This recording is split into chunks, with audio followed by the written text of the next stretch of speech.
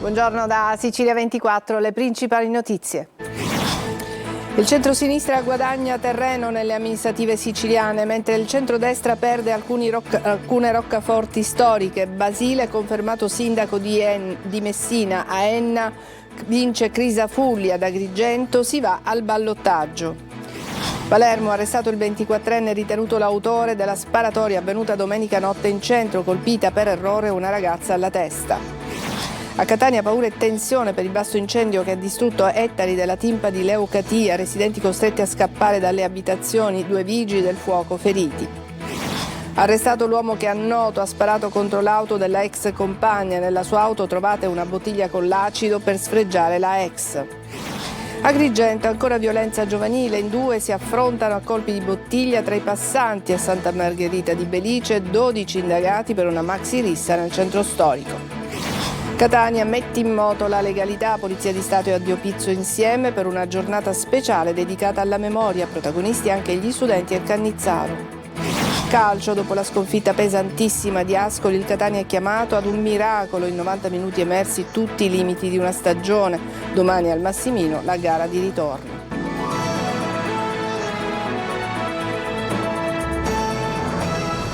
Bentrovati, iniziamo con le ultime notizie che ci arrivano dalle amministrative. Il centro-sinistra guadagna terreno nelle elezioni siciliane e raddoppia il numero dei sindaci conquistati, mentre il centrodestra perde alcune roccaforti storiche e si prepara a sfide decisive ai ballottaggi.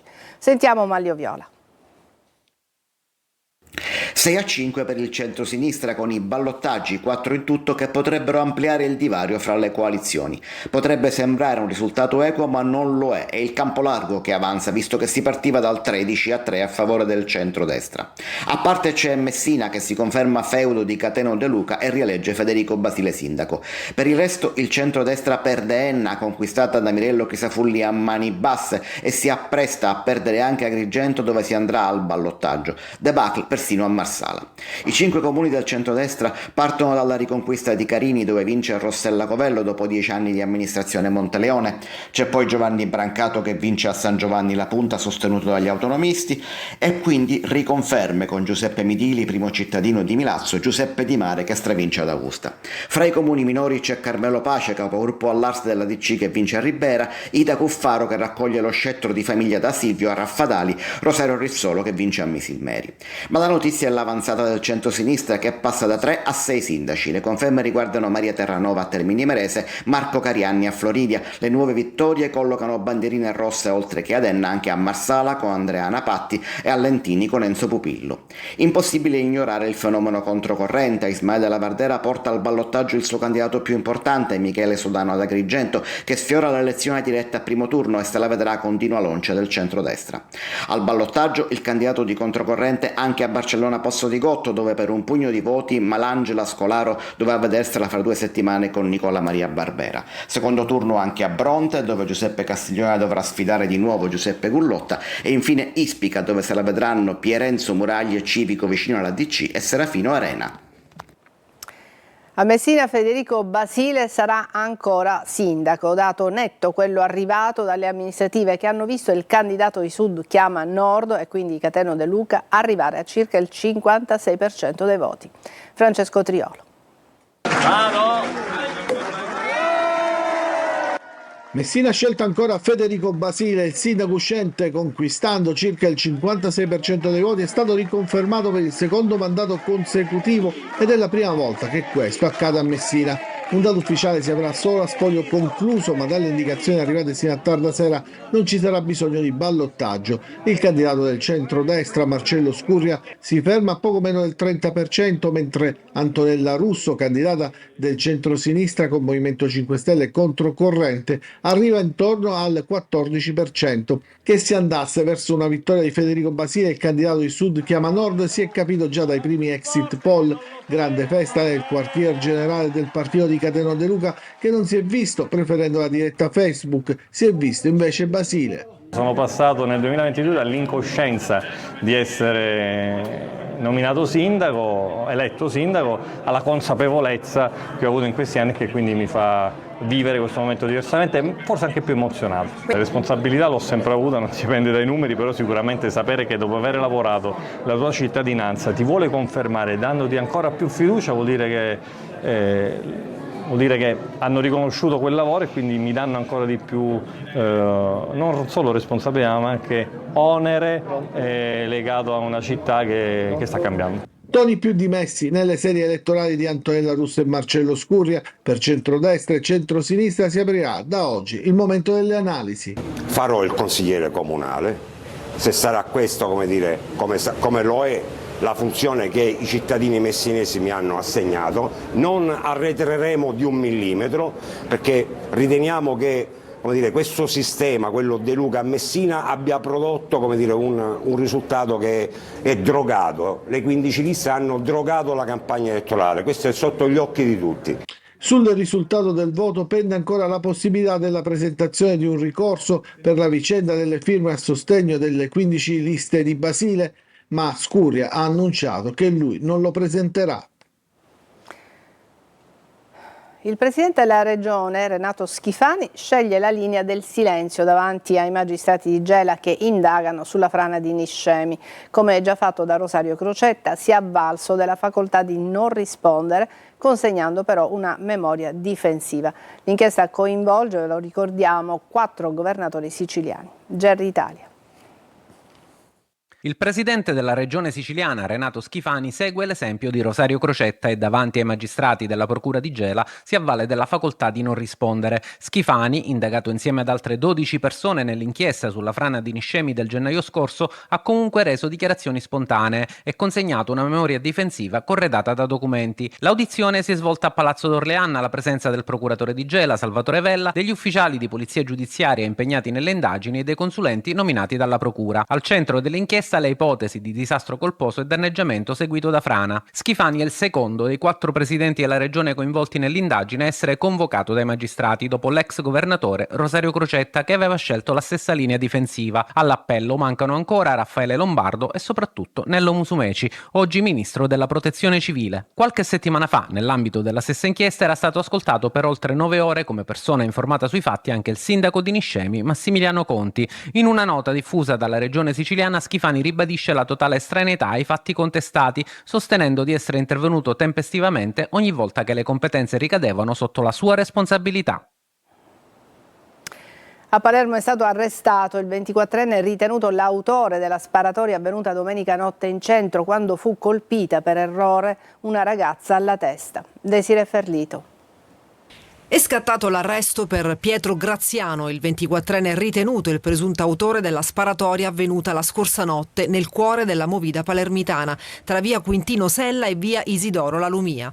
Il giovane è accusato di detenzione illegale di arma da fuoco. Secondo gli investigatori sarebbe stato lui a esplodere i colpi che hanno ferito alla testa una ragazza di 22 anni. Determinanti per risalire al giovane sarebbero state le immagini dei sistemi di videosorveglianza della zona. Su Graziano è stata eseguita anche la prova dello stub. La pistola sequestrata sarebbe proprio quella utilizzata durante la sparatoria. Non ho partecipato alla rissa davanti al pub Berlin. Ho sparato solo perché temevo per la mia vita, avrebbe dichiarato il 24enne ai pubblici ministeri. Secondo la ricostruzione degli inquirenti, tutto sarebbe nato da una violenta rissa tra 2 gruppi di giovani, degenerata poi in una sparatoria. Almeno 4 i colpi esplosi. Uno di questi ha raggiunto un Audi Q3 sulla quale viaggiava la 22enne insieme al fidanzato. Il proiettile, dopo aver infranto il vetro posteriore del SUV, ha raggiunto la ragazza alla testa, provocandole una frattura al cranio. La giovane, sottoposta a un delicato intervento chirurgico all'ospedale Villa Sofia, fortunatamente non sarebbe in pericolo di vita. Secondo gli investigatori, il vero obiettivo del colpo sarebbe stato il fidanzato della ragazza, che era alla guida dell'auto e che avrebbe preso parte alla maxi rissa. Il giovane, residente nel quartiere Pallavicino, avrebbe precedenti per lesioni.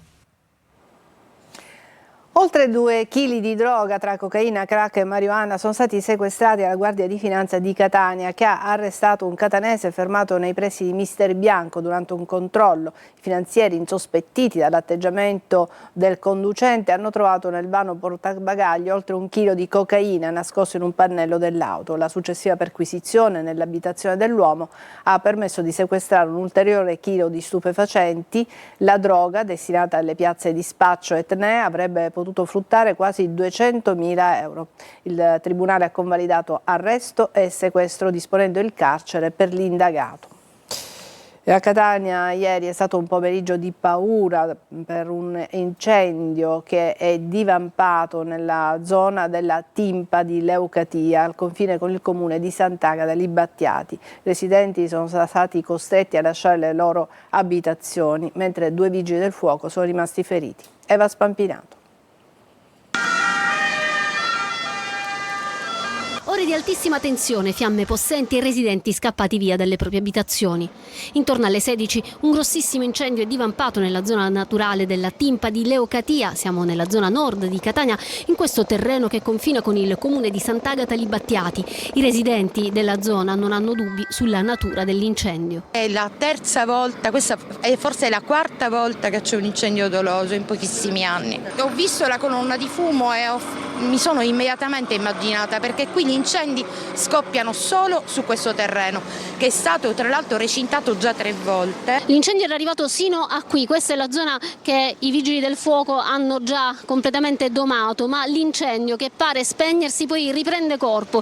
I vigili dunque stanno continuando ad intervenire con le truppe da terra, mentre l'elicottero dall'alto coordina i lavori indicando le zone che sono più interessate dalle fiamme, in modo che i colleghi poi da terra possano intervenire. Non si può utilizzare il Canadair in questo momento perché la zona è piena di cavi dell'alta corrente e si potrebbero creare dei cortocircuiti. In tutto ciò un vigile del fuoco è caduto, ha battuto la testa e si è ferito. E un altro vigile ha riportato ferite alla mano. Costante il via vai dei mezzi dei vigili del fuoco, non manca la preoccupazione mentre arrivano anche i sindaci di Catania e Battiati. È una cosa pericolosa perché abbiamo tutta una zona di erbacce e di cose. È pericoloso per noi e per tutta la zona del Canalicchio. È ovvio che è uno strano incendio, ecco, molto strano, certamente non per il sole, per il forte caldo, non è questo. Solo quando il rogo sarà definitivamente domato si potranno conoscere le cause dell'incendio.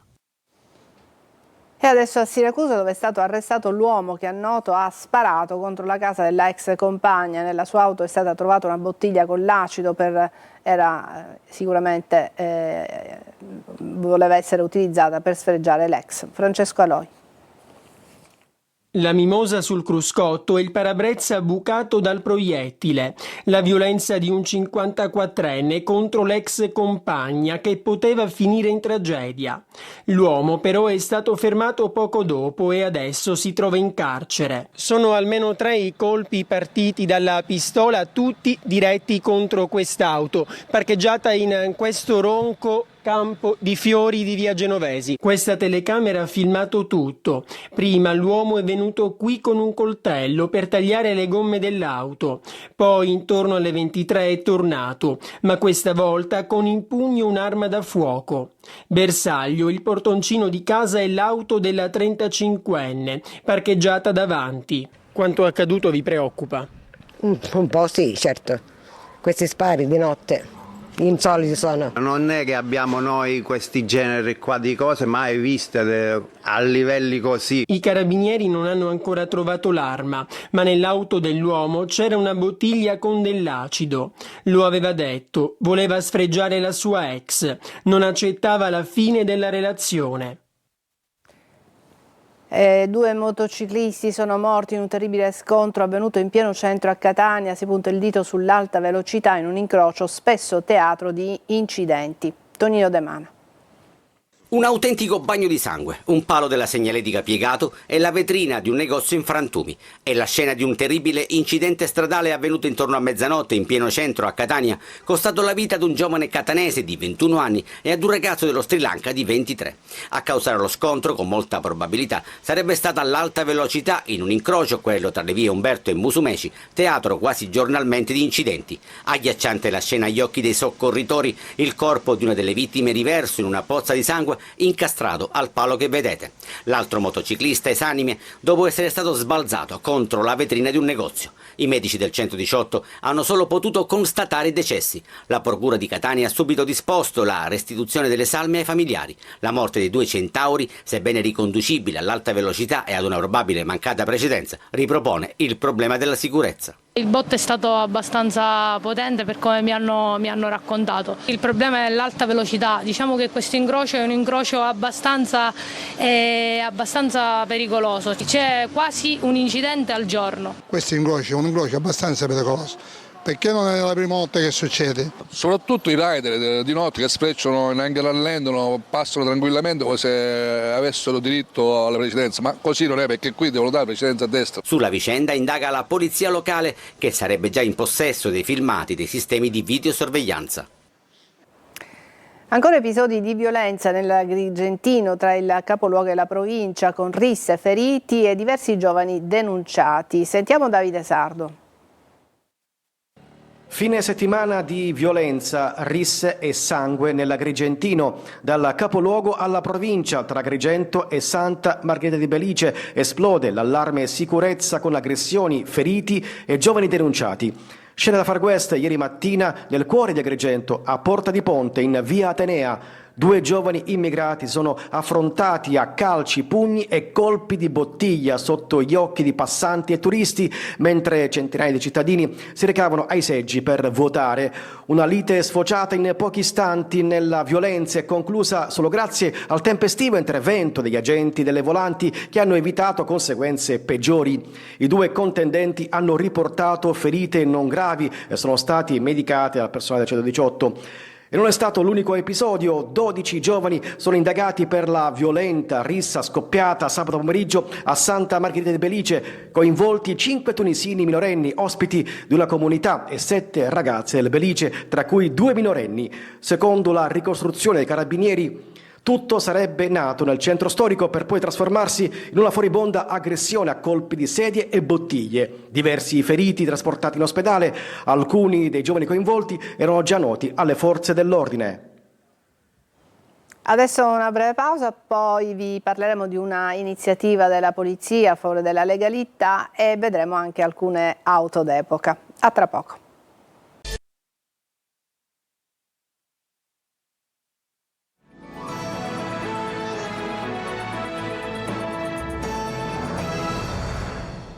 Si chiama Metti in moto la legalità, Polizia di Stato e Addio Pizzo insieme per una giornata speciale dedicata alla memoria, protagonisti anche gli studenti del Cannizaro di Catania. Sentiamo Tonino De Mano.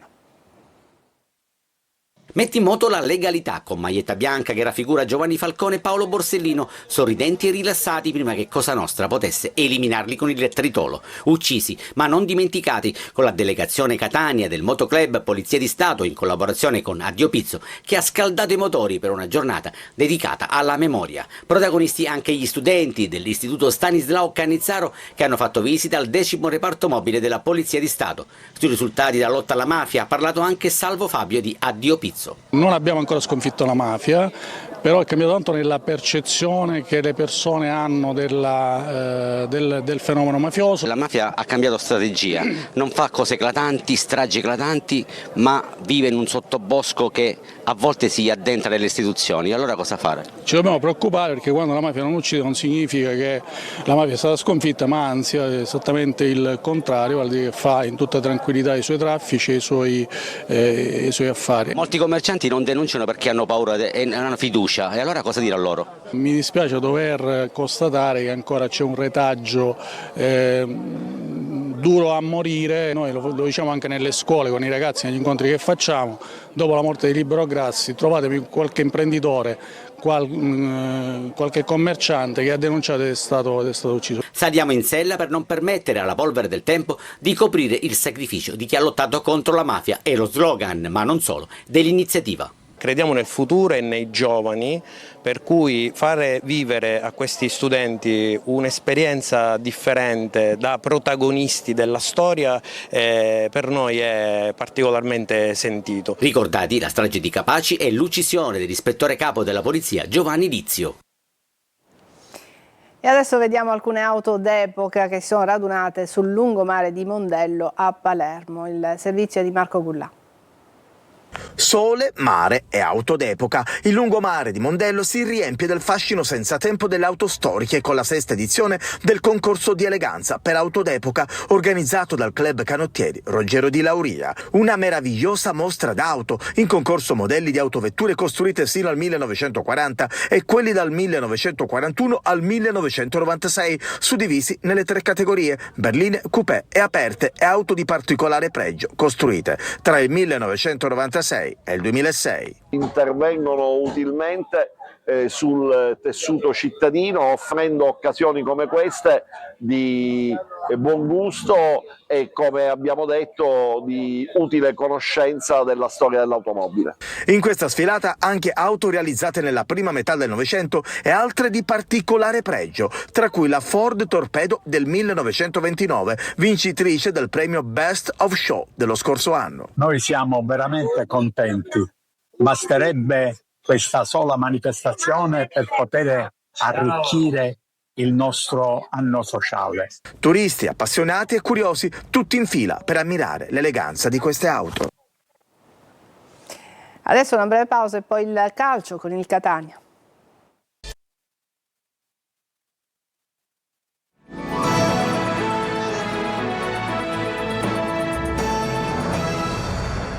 Eccoci al calcio. Dopo la sconfitta pesantissima di Ascoli, il Catania è chiamato ad un miracolo. In 90 minuti emersi tutti i limiti di una stagione. Marco Carli. Altro che settimane da raccontare. Ai tifosi questi playoff, a meno di miracoli clamorosi, resteranno nel ricordo come quelli della disfatta di Ascoli. Un Catania assente, spazzato via dai bianconeri nella partita più importante nella fase della stagione decisiva. I rossazzurri hanno mostrato in 90 minuti tutti i loro limiti. Oggi siamo arrivati, secondo me, con tante situazioni al limite. Ho cercato di tirare il collo a tutti fino alla fine. L'Ascoli è arrivato meglio di noi dal punto di vista della fiducia, della consapevolezza. I 4 gol che potevano essere di più, il dato del possesso palla del primo tempo superiore all'80% per i marchigiani, la sensazione che si sia giocato a porta romana per i più giovani ad una porta sola, e poi gli unici tentativi nel finale, Duffizzi e Guiebre fenomenali contro giocatori che in casa rossazzurra hanno fatto scena muta. Ora serve almeno mostrare l'orgoglio e dopo mercoledì, a meno di miracoli, Pelligra, ripreso con gli occhi lucidi in tribuna dopo la partita, guarderà a questi 3 anni e penserà a tirare le somme. Ci fermiamo qui, è tutto per questa edizione di Sicilia 24. Grazie per averci seguito, buona giornata.